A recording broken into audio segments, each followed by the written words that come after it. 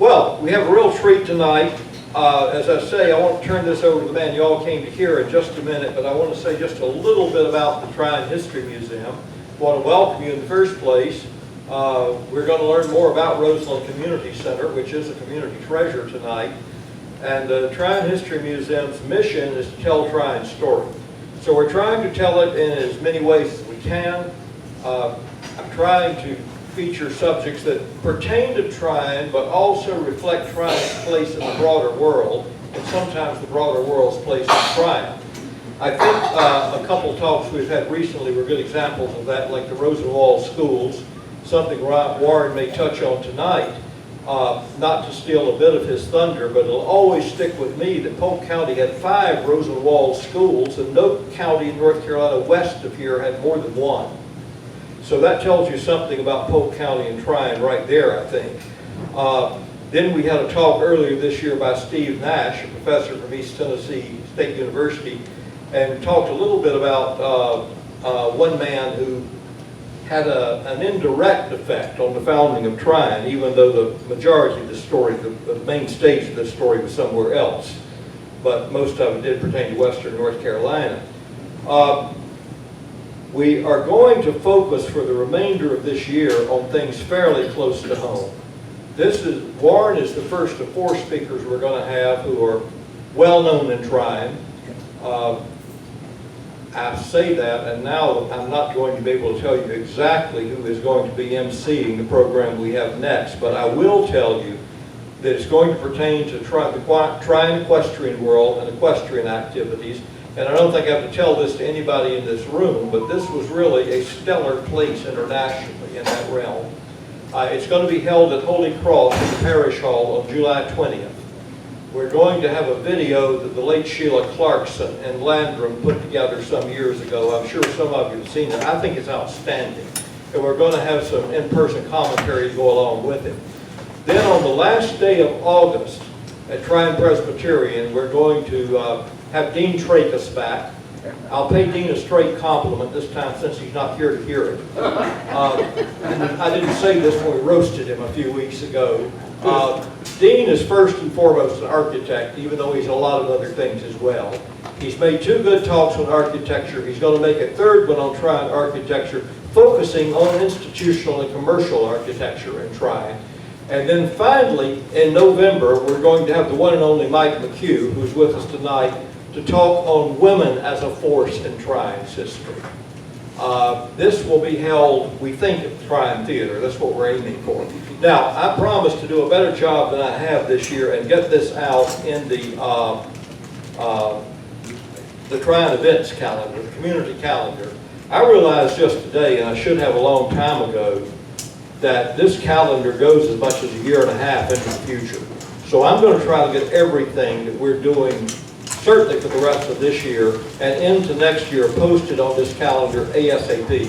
So you will have the schedule of the Tales of Tryon right in front of you. And I think things will go smoothly, more smoothly. But I do appreciate everybody's help and things going as smoothly as we have. You're welcome to join the Tryon Museum at any time, $35 a person, $50 a family. We'll welcome bigger contributions, of course, and welcome volunteers.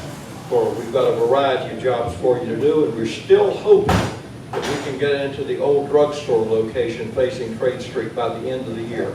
Work is just starting up on our location there as I speak, and we are looking forward to it. So without further ado, I do want to say a few words about our speaker tonight. I think most of you know him, but Dr. Warren Carson is a retired professor of English and of African American Studies at the University of South Carolina, Upstate. And he was Associate Vice Chancellor for Academic Affairs there as well. Now, he's had some real distinctions. I was quite impressed when I found that he serves as the chief reader for the College Board's Advanced Placement English Literature and Composition exams. We were discussing this before the meeting. It's a big responsibility, of course, but it's also a big tribute. He's the last set of eyes that sees this stuff. He is past president of the College Language Association and has been a managing editor of the CLA Journal. He has BA in English from University of North Carolina at Chapel Hill, a master's in African American Studies from Atlanta University, and a PhD from University of South Carolina at Columbia. And late in his 34-year tenure at USC Upstate, he held a Carolina trustee professorship. I'm going to bring him up here after I quote one line that I found in the USC Upstate News about him. He said in this article he may have been born with a passion for teaching. And I think we're going to see that demonstrated tonight. And one of his students said the following: students learn to write eloquently, read analytically, and think in fundamentally new ways in his courses. Write eloquently, read analytically, think in fundamentally new ways. If I had to define an education in a few words, that would go a long way. That would be a very good start. So I've taken enough this time. Won't turn this over to Warren Carson, who's going to talk about Tryon's Eastside.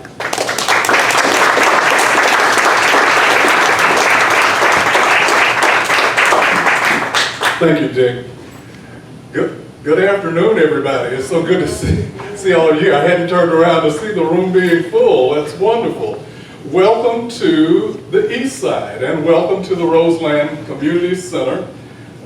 This is a rather historic building, and it's a good place for a historical occurrence to take place like tonight. I think this is the first time that the Tryon Historical Museum has had a meeting here at Roseland. Right. But we're delighted to have you here and hope that this will not be your last time.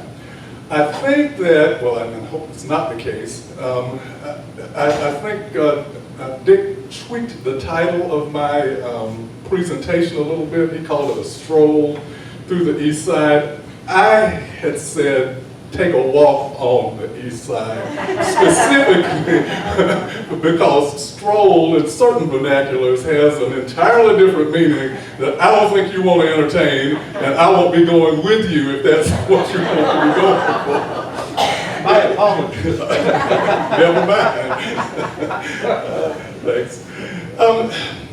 Let me just say too that Dick had asked me to do this talk back in February, which would have been quite appropriate for Black History Month. I just simply was not able to do it at that time.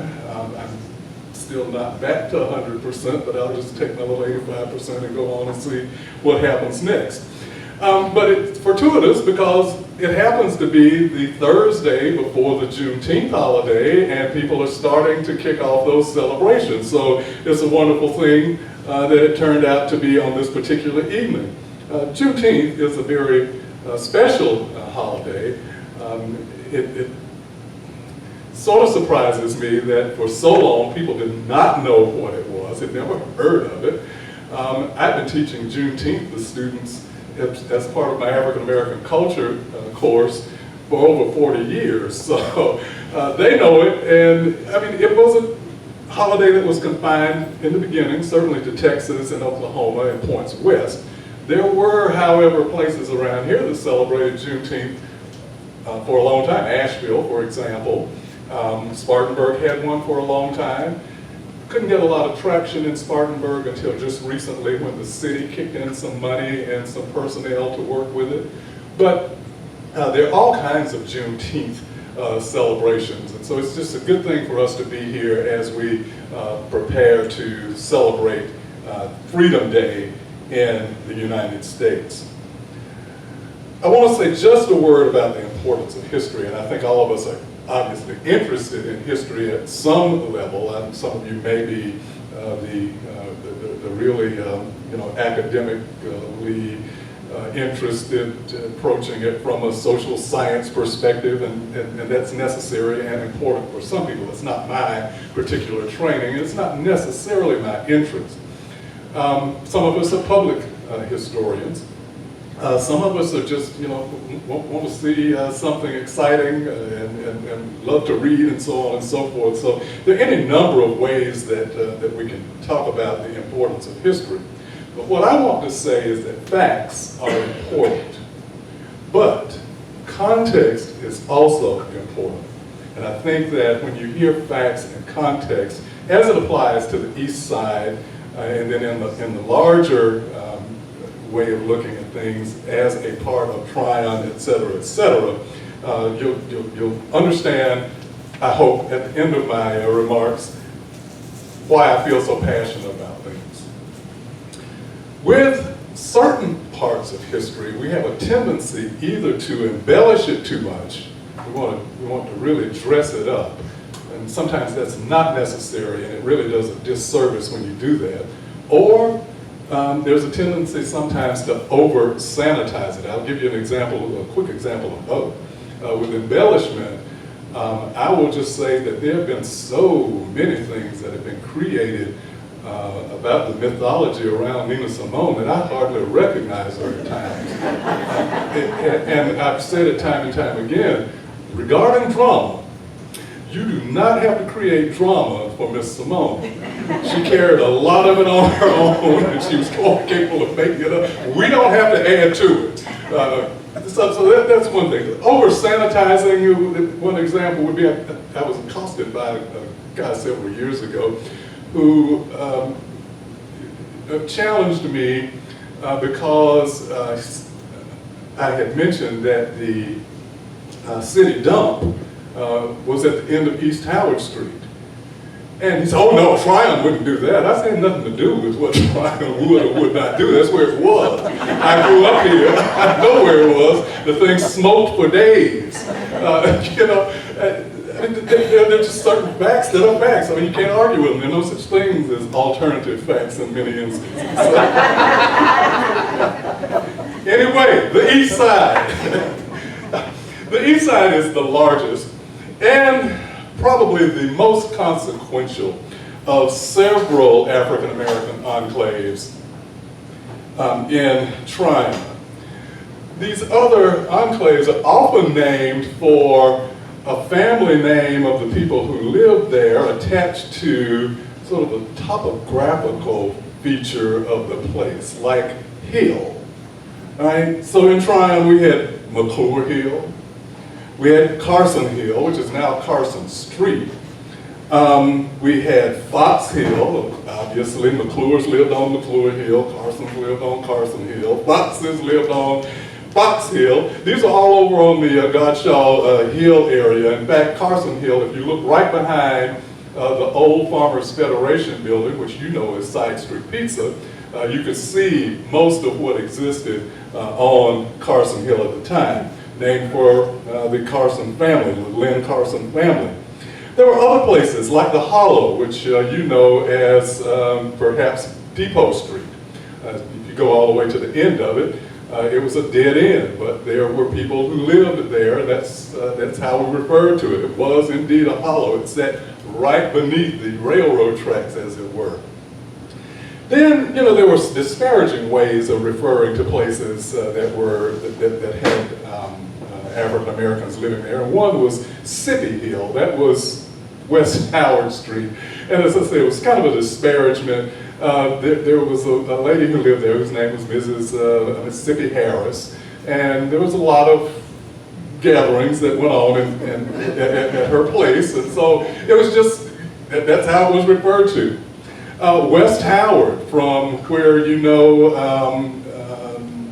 Katie D's restaurant and up the hill, that was an African American community as well. African Americans lived there, where Rogers Park is now, all the way up to Lockhart Road, and to one side going toward the railroad tracks, and then the other side going toward Academy Street, where Mr. and Mrs. Oz Hannon lived during that time, and Mrs.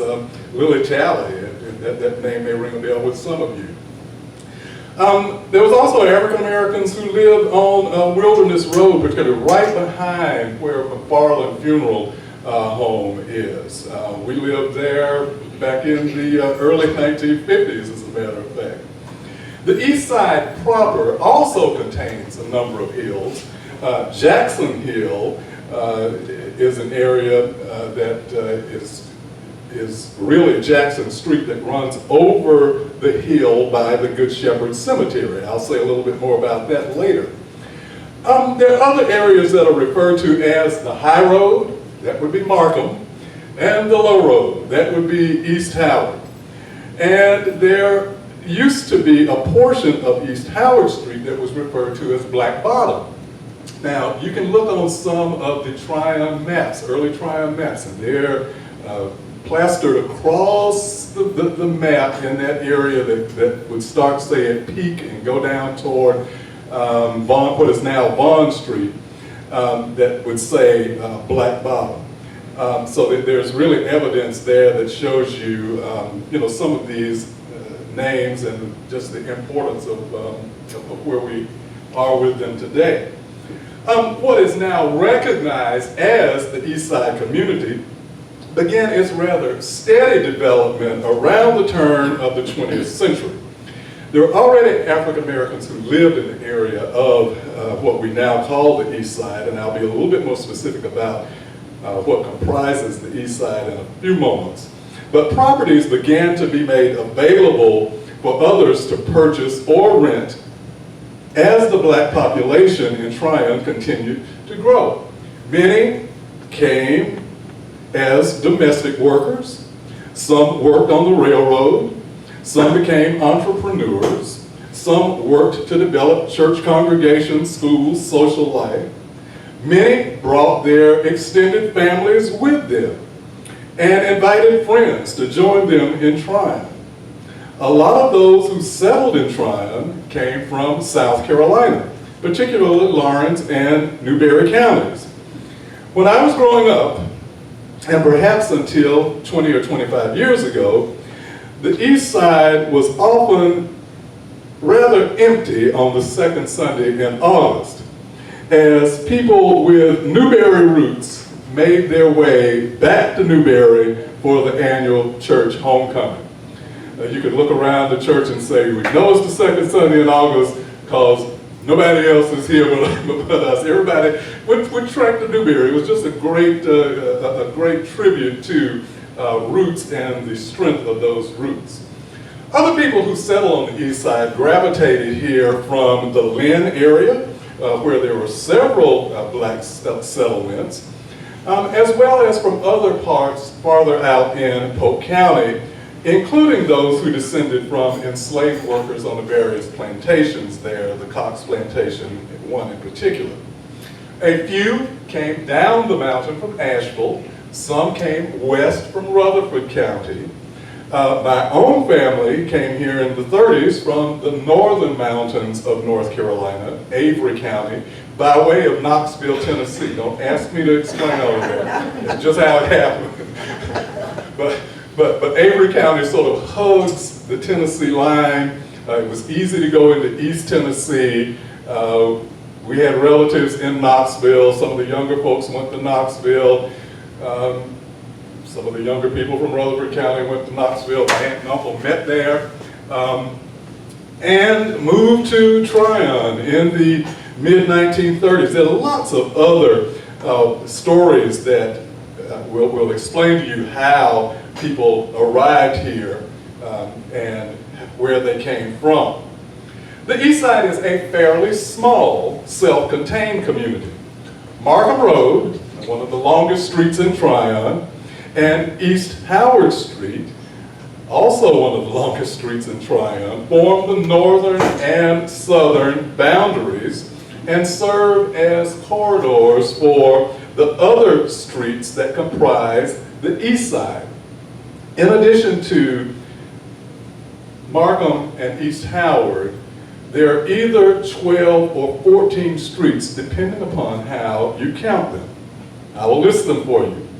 Cleveland Road, Livingston, east and west. It's one street, but it's sliced on a diagonal by Markham Road. So you can count it as one or two. It's an East Livingston and a West Livingston. I don't remember when they added East and West. When I was growing up, it was just Livingston, plain old Livingston. And then there are the tree streets that I call them.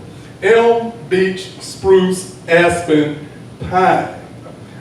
These are rather short streets, and many of them do not have very many people that live on them. On the other corridor, the East Howard corridor, you have Lyle Street, Shepherd Street, Jackson, and Jackson is divided as well, although it's one street. You have Jackson Annex to the left, and you have Jackson Extension to the right, but it's all still Jackson.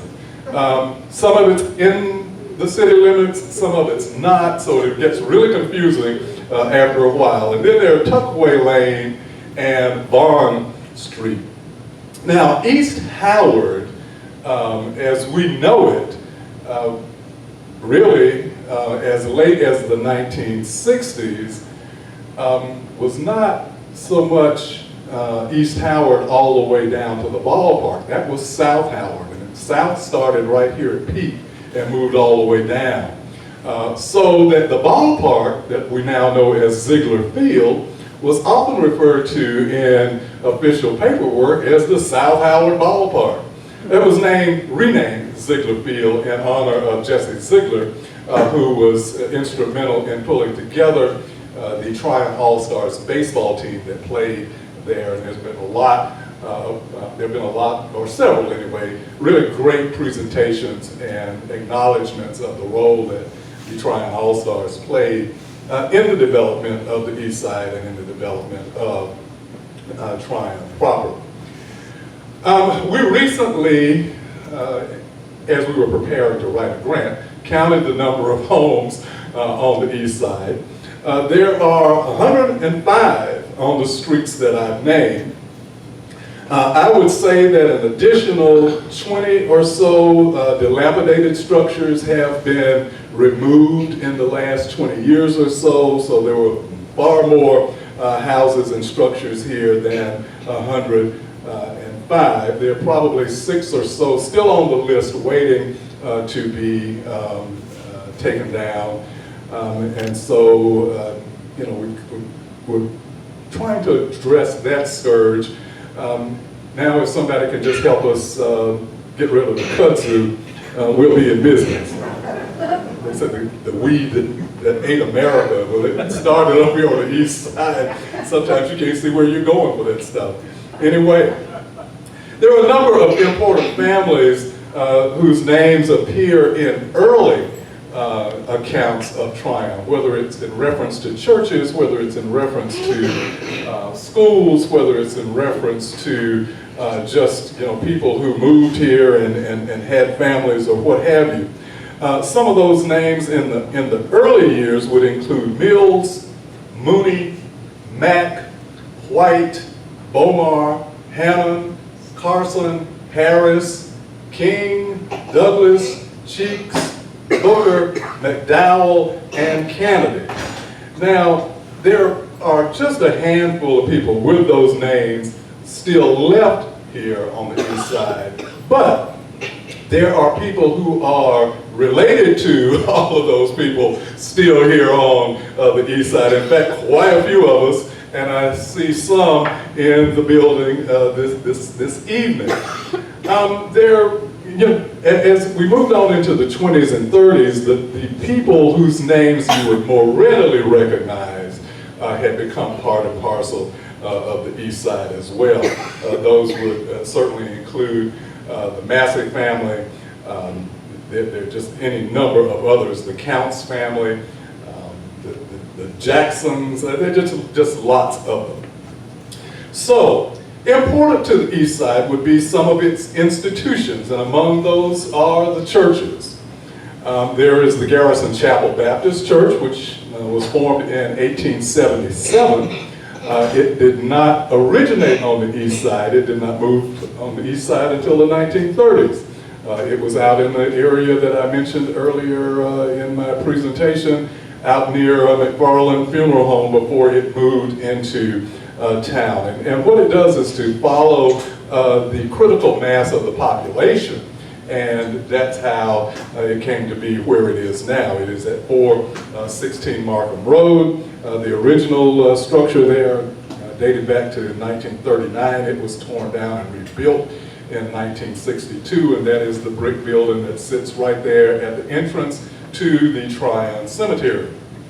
Its sister church, the St. Luke Christian Methodist Episcopal Church, CME Church, also formed in 1877, but it drew many of its congregation from a kind of an abandoned congregation of the AME Church, St. Paul AME Church, that was in the Lynn area.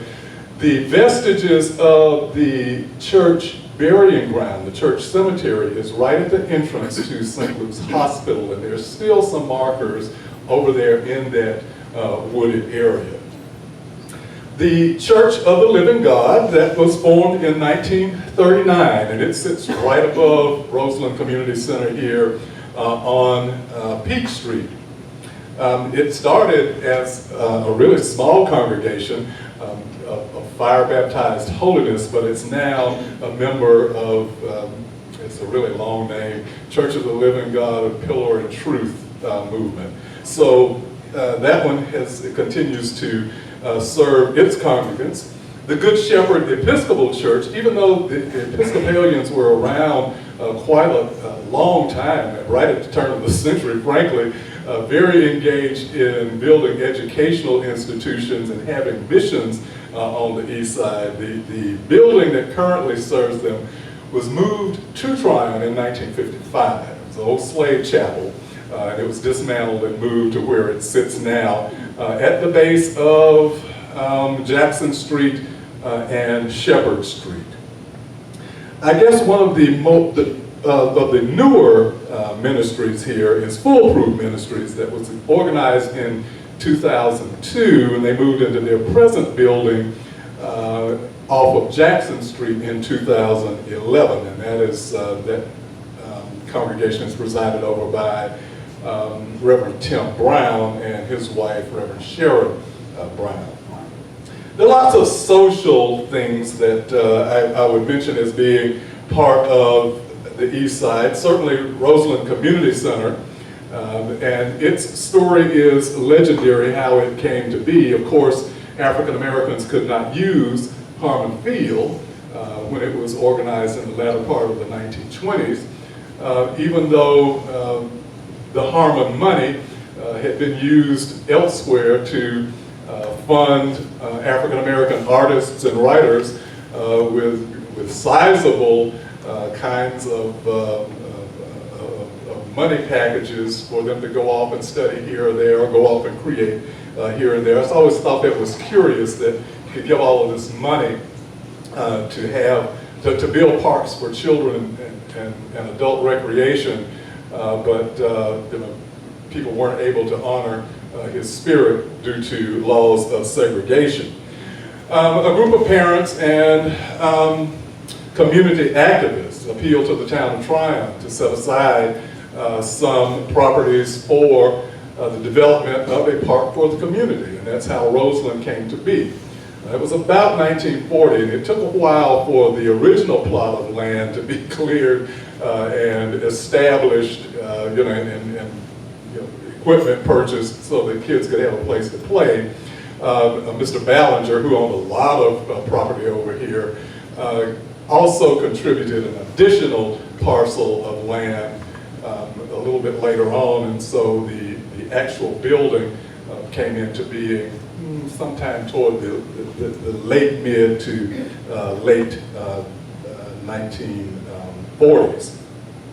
Its focus has always been on children, even though this building has been used for a whole lot of activities for the Eastside residents, from children's programs in the summer to teen functions, to dances, to social club parties, to dinners, you name it, family reunions, school reunions, whatever. It serves as a community center should, and we're just grateful that we're able to keep it up and have been able to keep it up as long as we have. It gets to be a really expensive proposition when you have a building this old. If you hammer a nail on one end of the building, something flies off on the other side. So it's a constant battle. Thank goodness the person who keeps us in check is Verbus Logan, and he's a handyman of great skill, and he can usually tell what needs to be fixed and what needs to be left alone. So The Tryon Masonic Lodge was founded in 1916. And one of the really impressive things about that Masonic Lodge was when they would celebrate St. John's Day on the fourth Sunday in June, and all of the Masons would turn out, as we call it. That was their program, and it was just an impressive display of them in their uniforms and regalia and so on and so forth, and they would march actually to whichever church was hosting them that particular time. The present lodge building, which has been in decline for some time, is also located on Markham Road, right directly across from the Garrison Chapel Baptist Church, right again at the entrance to the Tryon City Cemetery. It was recently purchased by the Garrison Chapel Baptist Church, and our plans for it are incomplete at this time, but there were some great times to be had if you were part of that whole fraternal organization activity. I was a juvenile, part of the juvenile. That was their recruitment effort with Mrs. Frances Lemon Woods, and some of the others I know around will remember her as well. And she called us our juveniles, and I was 65 years old, I think.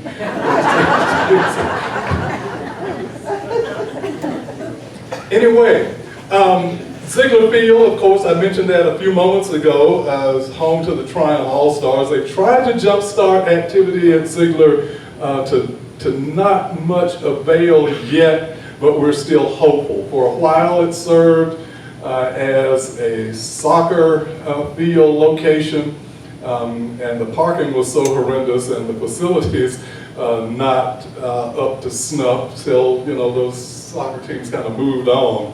But we're still hopeful that something good can come out of that, at least some way to continue to honor the original intent of Mr. Ziegler when he pulled together and worked so hard on behalf of having a place for young people to go. Not just young people, adults as well. Sunday afternoons used to be a big deal at the ballpark. We never called it Ziegler Field. We never called it South Howard anything. It was just the ballpark, and that would be where we would head after church, after dinner, for a nice summer activity. There were lots of businesses and service providers on the east side as well. And remember, you're talking about a time of segregation where your community basically had to provide most, if not all, of whatever it was that you needed. So you had general stores. Mr. Lyles, Mr. Fred Lyles, had a general store right there on Markham Road, right directly across from what is now designated as Bryant Park, and I'll talk about that in a moment. But I got a sort of a heart skip today when I went by, and two of our very hardworking and loyal town employees were cleaning off the steps to the store.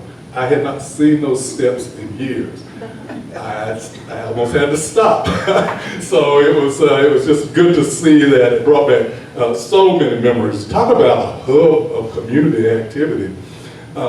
Some of the activity may have been questionable, but it was activity nevertheless. And they were our people and we loved them. So that's how it worked.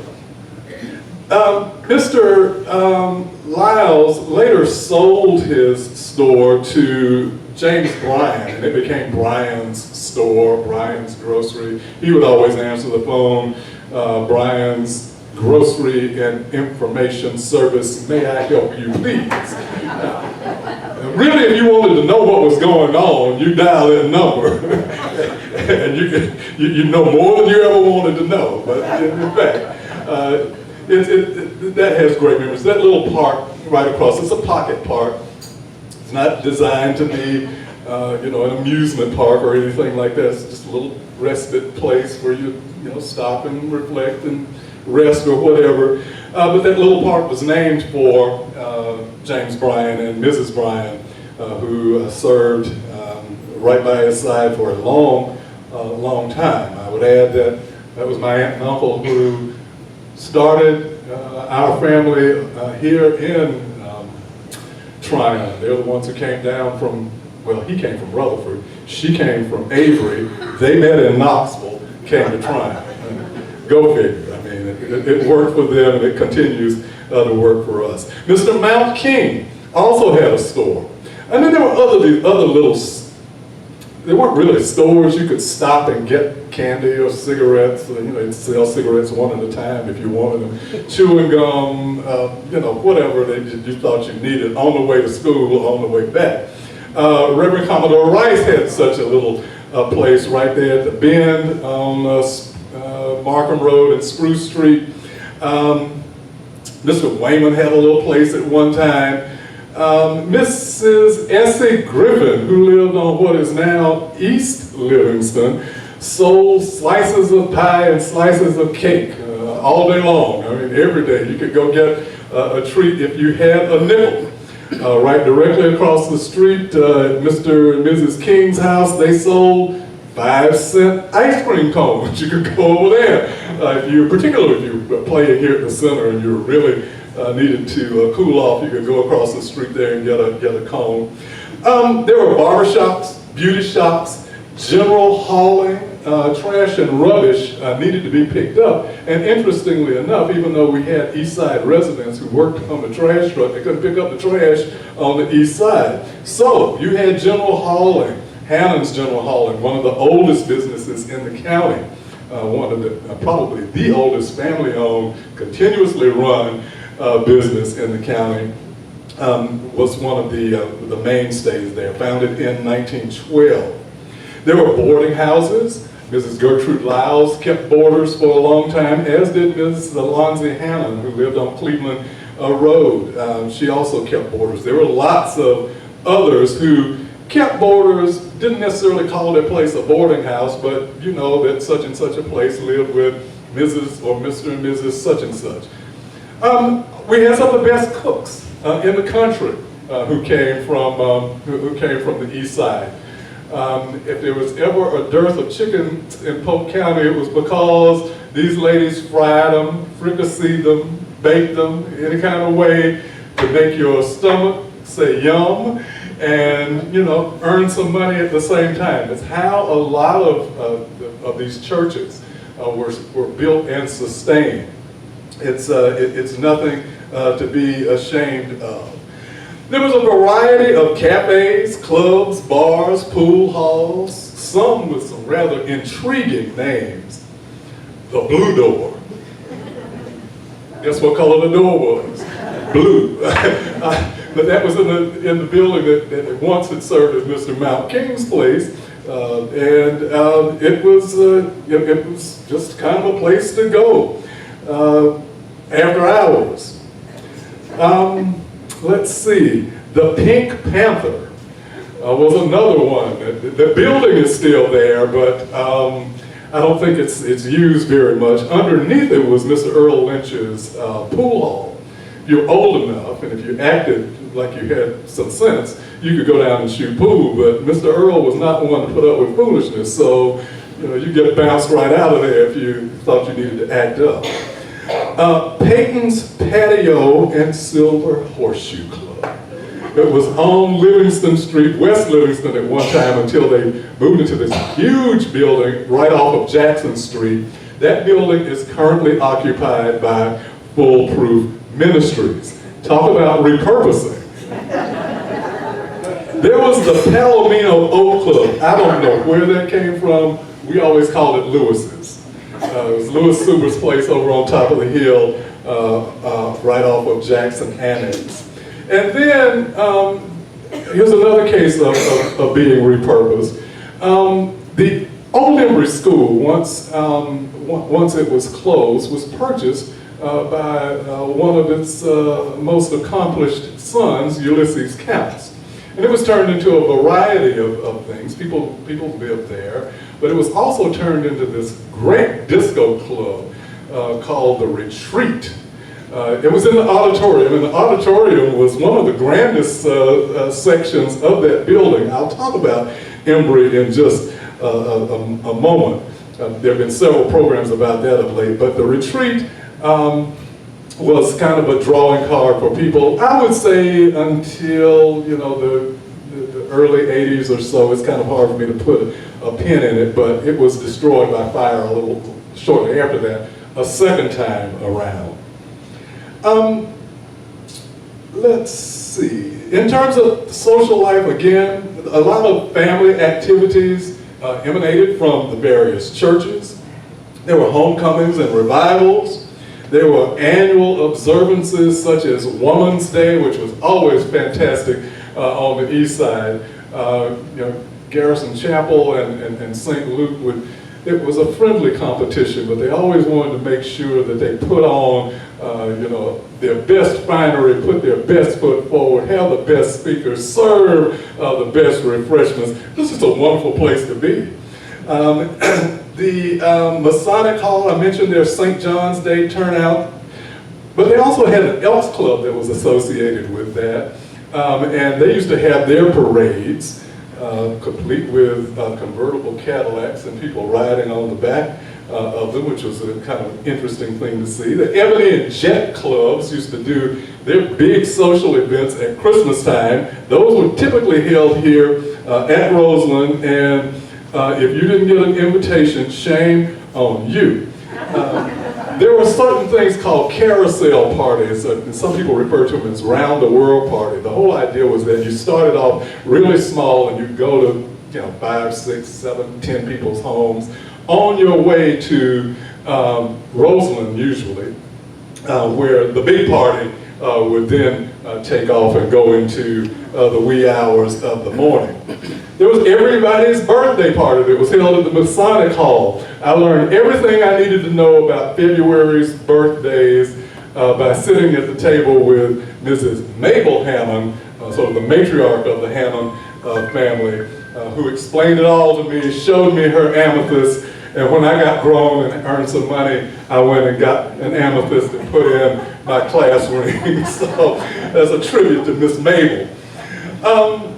There were Saturday soul food suppers at St. Luke's CME.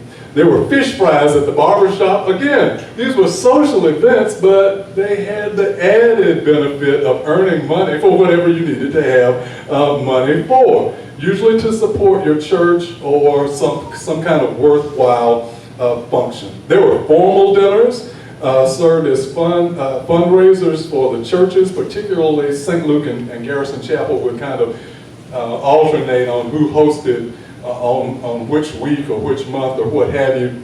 These are really elegant affairs, a whole white tablecloth, you know, real plates, no styrofoam. There wasn't styrofoam back in those days, I don't think, but you know, the waiters were the guys who waited tables at the hotels and inns, the hostesses who poured coffee and Sanka. Anybody remember Sanka?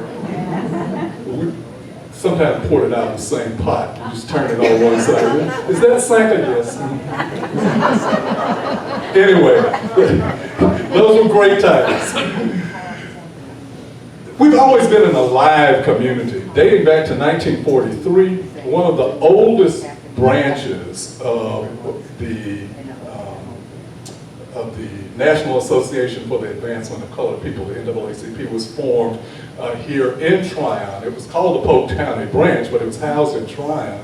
And the Eastside provided a president for every presidency that served that body. And it was one of the early chapters in what was called the North Carolina Conference of Branches. The founders, among the founders, were two who got saddled with doing a lot of the busy work for starting that organization. Reverend Charles Carson, you know, people used to disparage or refer to him as Junkyard Charlie because he had a junkyard, but he was nothing to play with. He was assisted by Professor Lewis W. Thompson, Jr., who had been a history professor at Kittrell College in Vance County, but who settled here in Tryon. And the chapter was formed in an effort to address a police brutality occurrence that occurred at the Moonlight Grill. The Moonlight Grill sat directly across from where the Tryon fire station is now, okay? And it also housed Massey's Beauty Shop, and there was something else underneath, and I forget exactly what it was, but the Moonlight Grill, even though it was on the west side, had a distinctly Eastside clientele mixed in with everybody else, but that's sort of the history behind the formation of that particular body. I want to say a word about the educational facilities. As I mentioned, the Episcopalians had a lot of activity going on with education in the early years, as early as 1908, certainly with the Tryon Industrial Colored School. Prior to that, there was a Good Shepherd Mission School. The first graded school on the east side was called the Tryon Colored School, and it lasted from about 1923 until it burned in 1940. It was a Rosenwald school. And let me say a word about Rosenwald because people get it confused all the time. Julius Rosenwald was the vice president of Sears Roebuck and Company, and in concert with Booker T. Washington, perhaps the leading black educator of his time, got together and planned a way to address the deficiencies in black schools throughout the South. So with a lot of Julius Rosenwald's money, some personal, some Sears, some that they got other places, and with the energy put forth by him and his colleagues and Booker T. Washington and others, Rosenwald schools started popping up across the South. These were built on a certain plan. They had to have adequate space, they had to have adequate ventilation, they had to have great big windows so that you could let the sunlight in. So those of you who remember Embry School, which is the school that came after the Tryon Colored School burned, you'll remember that that is a perfect description of what Embry looked like. The rooms were large, the windows were large, you could raise the windows and air could come in. That's what the Rosenwald plan was all about. A lot of effort has gone into saving Rosenwald schools throughout the South. Unfortunately, Tryon can't save anything except what continues to exist in our hearts. I attended Embry for about 4 years, from 1957 to 61 or so. And then I went to another school and came back when the schools desegregated. Let me say a word about the dates. There was a slight argument about when Embry closed. And one lady was confusing closed with the date that the schools integrated. Just because the schools integrated does not mean that Embry closed. The schools integrated the 64-65 school year. That was the year that Hawthorne Wingo was there, okay? And it was a gradual kind of integration. They started with people basically that lived on the west side of town, except for one or two others who got in. Part of it was trying to see what was going to happen, if anything was going to happen. The other part was a really practical matter. There just wasn't enough space for everybody to go trumping from the east side up to Tryon Elementary. That was the high school. It's the whole shebang. So Embry did not close until the spring of 1968.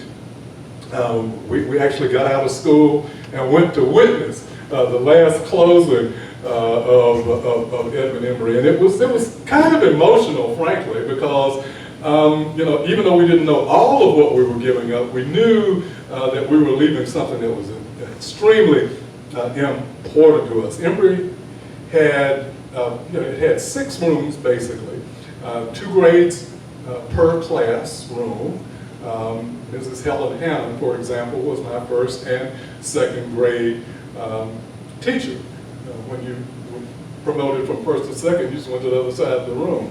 The same is true with third and fourth, fifth and sixth, seventh and eighth, ninth and 10th, 11th and 12th, so on and so forth. It's just the way it worked. And the auditorium there served as not only an auditorium for school functions, but it also was a place where community functions took place. There were gospel programs over at that auditorium. I remember Madam Edna Gallman Cook did a gospel program over there. She was, one of the leading gospel singers of the early part of the 1960s. I wasn't too much into it at the time, but it was a great opportunity for people to go out and enjoy the school. And there was an active PTA.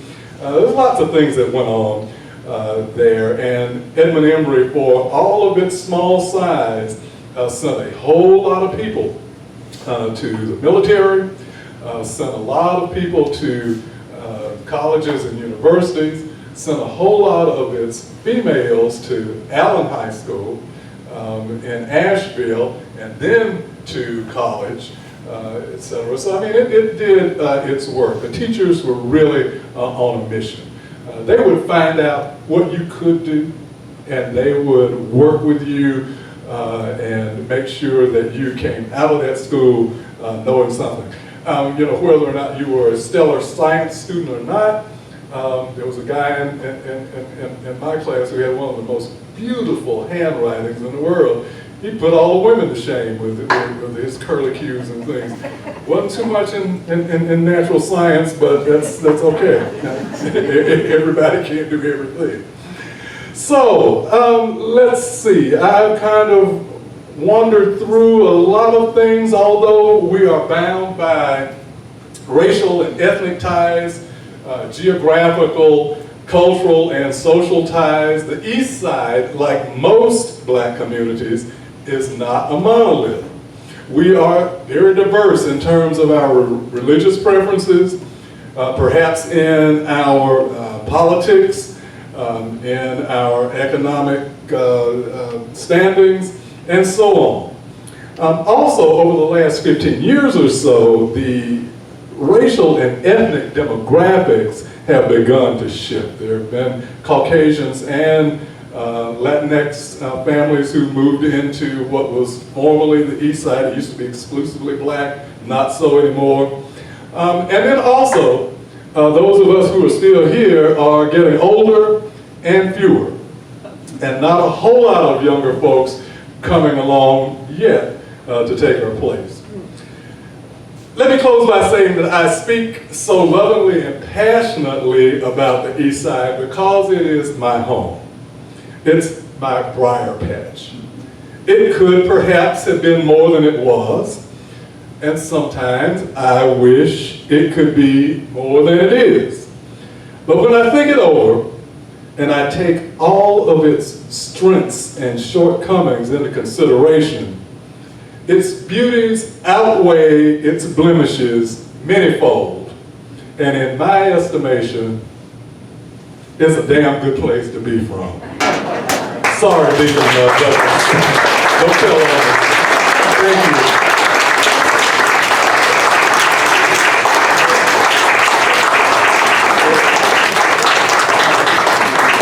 Some of us have just seen these recently, but I'll put them up here for anyone who wants to take a look. These are pictures from the Tryon Museum, one from the Tryon Industrial Colored School, a class photo. They're not very good, and then another one of the school with its dormitory functions and what have you. That building served myriad functions throughout its long lifetime. I went to kindergarten in the Good Shepherd Mission. Downstairs, I started with Mrs. Tucker, and who had taught other school grades, but she became ill, and Professor Lewis Thompson took over the kindergarten class. I was one of the few people in the world who had a male kindergarten teacher. Loved it. That's where my love of teaching came from. If I wasn't born with it, I got it from Professor Thompson. Andy. Warren, who are some of the other teachers at Edmund Emory that you recall who were Well, instrumental in my own education, in addition to Mrs. Helen Harris Hannon, who was the mother of Burl Dade, and some of you remember Burl, were Mrs. Esther Wilkins, later Esther Robinson, A.C. Bobbitt, Mr. Buford Sanders was there when I was there. The principal was Mr. R.L. Webster. Mrs. Ledbetter seemed like she was there. There were several others. But Andrew, let me ask a couple of the other folks who are here that are slightly my seniors to tell you who they remember. John and Bob. Cedric Jones. Okay. He was my first person one time. And nobody else. You don't remember the rest? Yeah, Cedric Jones. Okay, Cedric Jones. Yeah. Mr. Gregory. Yes, Tillman, that's a good name. I remember hearing about Tillman. Here's an interesting thing. I was, some of you may have heard of Floyd McKissick, who was the founder of Soul City, North Carolina.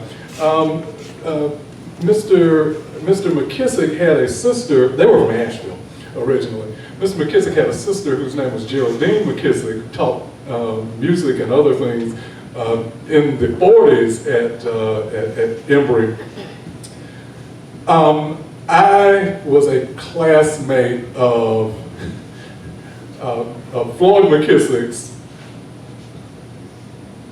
two older daughters. Charmaine was one, and I forget what the other one's name was. But anyway, we were just talking one day, and the subject of Tryon came up, and Geraldine, who had married, said, "Tryon, I talked there. Did you know so and so and so and so?" I was like, "Well, yes, I know them all." So it's a small world. You'd be surprised who you run into.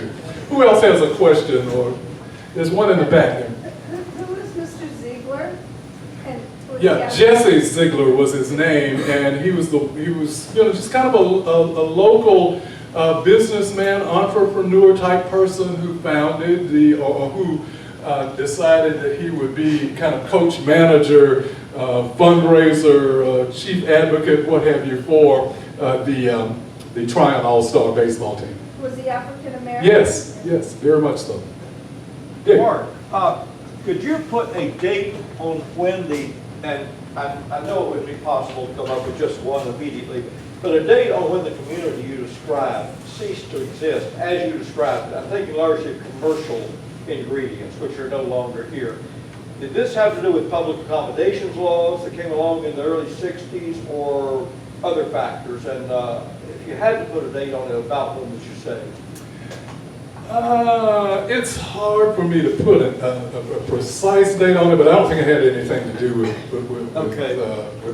too much with public It was segregated accommodations. by necessity at one point. Right. And I'm just thinking the time came sometime in the 60s or 70s when maybe the necessity would no longer have been there. That was what I was thinking when I asked you that. Yeah, except the necessity didn't necessarily go away. Yeah. Because you could go to a store and not be treated well, and you realize that you could be treated even better at home. So Sure.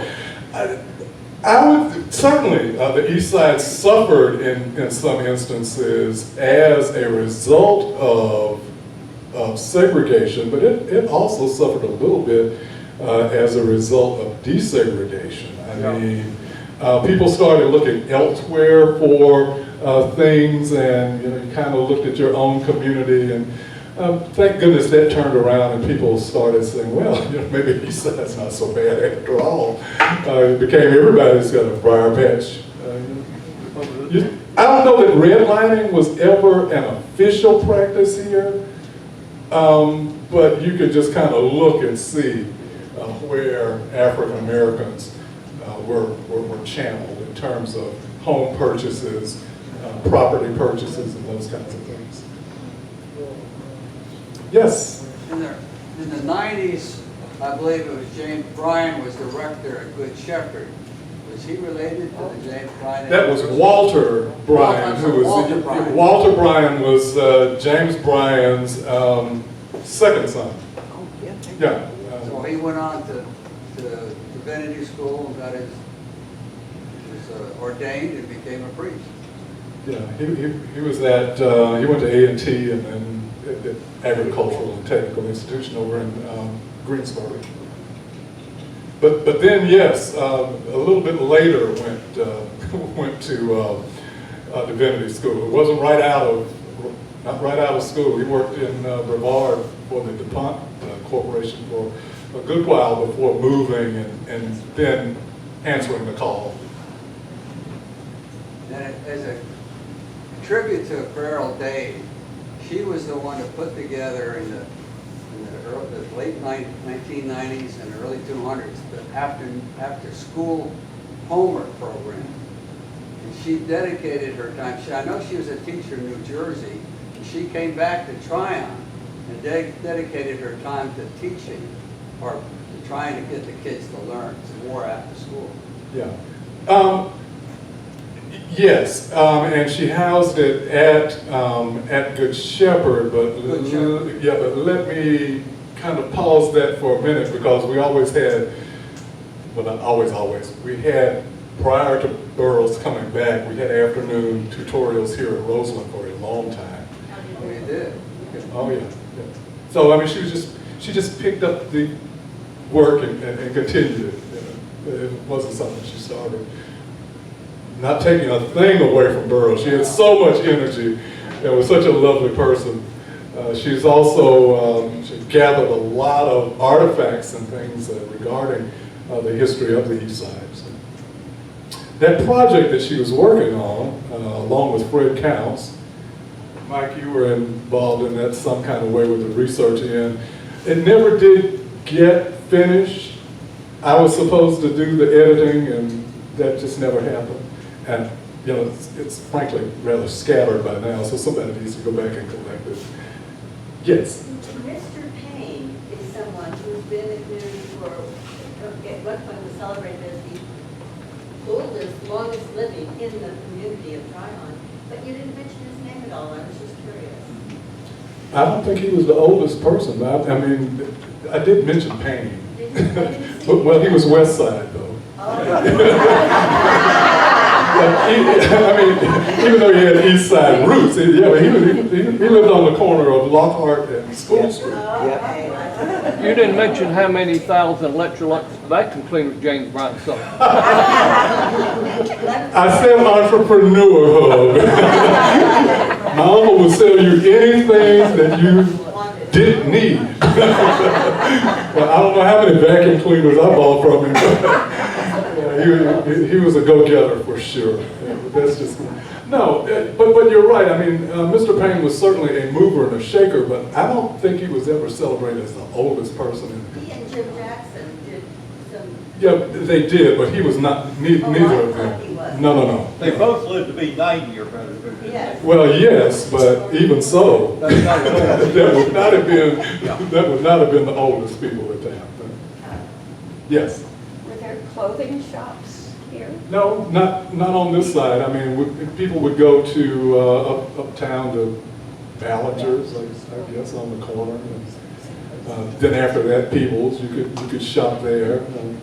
People who had transportation could go to Sears in Spartanburg that offered the first escalator. I was so excited the first time I saw it. My aunt wouldn't let me ride it, but she was convinced I would get myself hurt. Yes? All of the people that Embry encouraged to continue their education, many of them other than you come back to this community Well, not so much until they retire. Ulysses Counts, he retired military, and he was a Morehouse College grad. And he went to the military and stayed however many years you stay to be able to come out with all of the stars and stripes and badges and things, and the money. So, but yes, he certainly came in. There are others who are still trickling back in, to be honest with you. You know, Janice Booker recently moved back home after spending a while away, and she was an early 60s graduate, somewhere along there. John was 64, I think. 64, yeah, okay.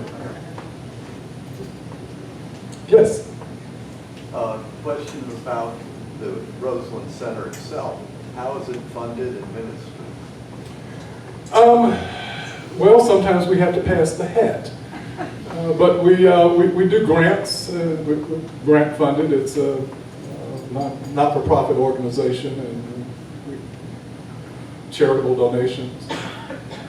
That's kind of how we keep it going.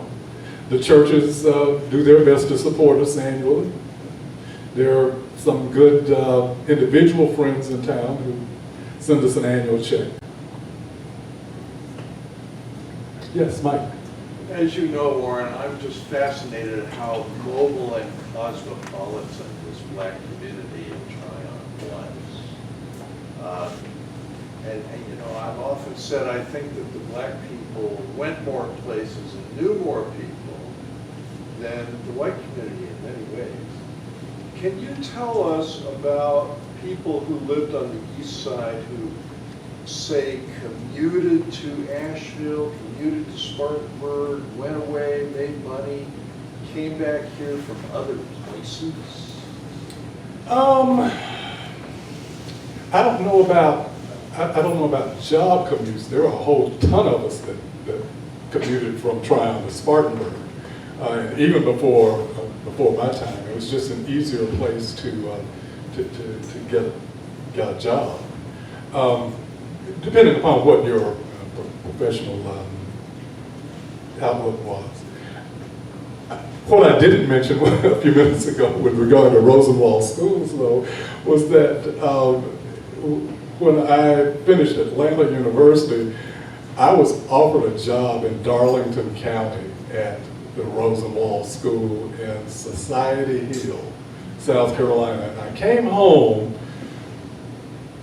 with all intentions of going back to Darlington, and a former pastor at my church who was there during my high school years, Reverend Harold Cox, I just kind of ran into him, talk about fortuitous. And he asked me what I was doing, and I told him I'd come home to pack and move to Darlington. He said, don't go till you hear from me.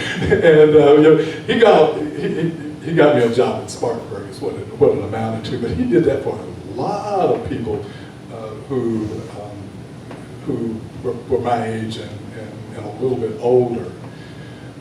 There are people who still have very strong ties, even though they don't live here. They continue to own property here. They continue to support causes here, especially if you ask them nicely. So yeah, I mean, I don't know a whole lot of people. The school teachers in particular used to travel to various northern institutions because they couldn't attend colleges and universities in the South to get further training. And so many of their master's degrees were from places like Columbia or NYU or something like the University of Illinois. You had a lot of people who worked as waiters and what have you, who would go to Michigan in the summer and work, or up and down the East Coast and work at these great big hotels, and they would bring the money home. We had another group who worked horses, as it were, and they got in with the horse people, and they'd be all up in Saratoga and places. So yes, they met different people. Some of them brought different people back with them, and friends, and some stayed. So you're right, cosmopolitan is a good description. How about sleeping car quarters? Did any of them live here? Well, Mr. Tucker worked on the railroad, and he was always sharp as a tack. His shoes were so shiny you could see yourself in them. And Mr. Fred Lyles was also worked on the train. Yeah, and then I'm going to turn it over to Dick. Last question. You were in school during desegregation. How did desegregation, let's say the first year or two afterward, how did that affect you and the community? I think everybody was trying to figure out what the new lay of the land was. You know, you met people who were just people, and then you met people who were, you know, different folks altogether. I don't know that a lot of us paid a whole lot of attention to it, but a lot of people were just completely out of their element, coming from an all-black situation and going into something that was mixed. And what I didn't say about it, and maybe you've heard this before, but only one of the teachers from Edmund Embry, African American, got a contract at Tryon. One. And so, you know, where we were accustomed to going to school, church, social functions with people who looked like us and who understood what we needed and what have you, it was a whole learning experience. Can you just tell me what redlining is? I've never heard that expression. Oh, wow, you must be young. I'm not that young, but Redlining was a practice among bankers and real estate people. We drew basically red lines around areas where black people should be pushed to live. Right? So like I said, I don't know whether it was an actual official practice here in town, but you have to see what you look at, or look at what you see. It's illegal. Is it they didn't allow them to go mortgages? Redlining caused. Yeah, if you lived in certain areas, you couldn't count very much on getting a mortgage at all. I'm going to presume to speak for Warren for a moment and say that he probably would be glad to answer some more questions after we adjourn. Yeah. I have some more I'd like to ask him. If I don't get around to it today, I am sometime, including ideas, and anybody else is welcome to join this for future programs that have to do, I mean, these last 2 or 3 questions open the door for some fascinating looks in the social and cultural history that I'd like to hear more about, educational history. But we want to delve more into African American history in our programs. And this is something that I certainly intend to talk more to Warren about, but everybody's welcome to contribute ideas here. We would love to hear them. But I want to thank Warren very much for